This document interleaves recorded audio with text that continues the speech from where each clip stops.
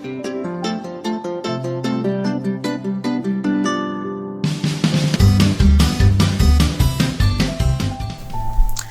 બાળ દોસ્તો, હવે આપણે નાની એવી બીજી વાર્તા જોઈએ, જેનું નામ છે શંકરની બિલાડી.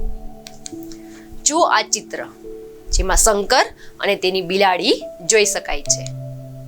શંકર ખૂબ જ ખુશ છે. એના ઘરના વાડામાં બિલાડીએ 4 બાળકોને જન્મ આપ્યો છે. શંકર તેનો નવરાશનો સમય તેની પાછળ પસાર કરવા લાગ્યો. બિલાડીના બચ્ચા હોય નાના નાના, એ ખૂબ જ સરસ લાગે. આ બિલાડી છે તેને 4 બચ્ચાને એક સાથે જન્મ આપ્યો છે. શંકર છે એ પોતાનો મોટા ભાગનો સમય આ બચ્ચાઓ સાથે પસાર કરતો હતો.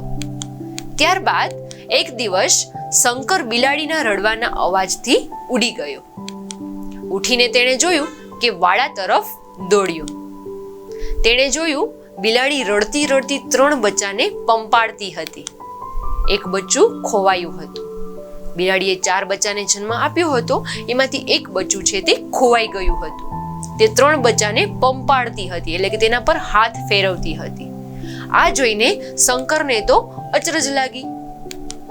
શંકર છે તે તરત વાડાની બહાર ગયો.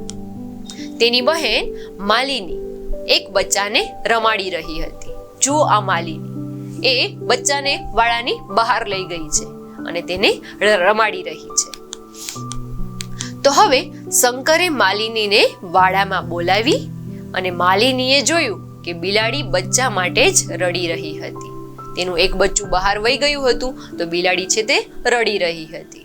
બાળ દોસ્તો, આ નાની એવી વાર્તા પરથી આપણને શીખ મળે છે કે બિલાડી એ એકમાત્ર જીવ છે જે બોલી શકતું નથી, પરંતુ તેનો દયાભાવ અથવા કે તેનો પ્રેમ ભાવ છે તે જોઈ શકાય છે.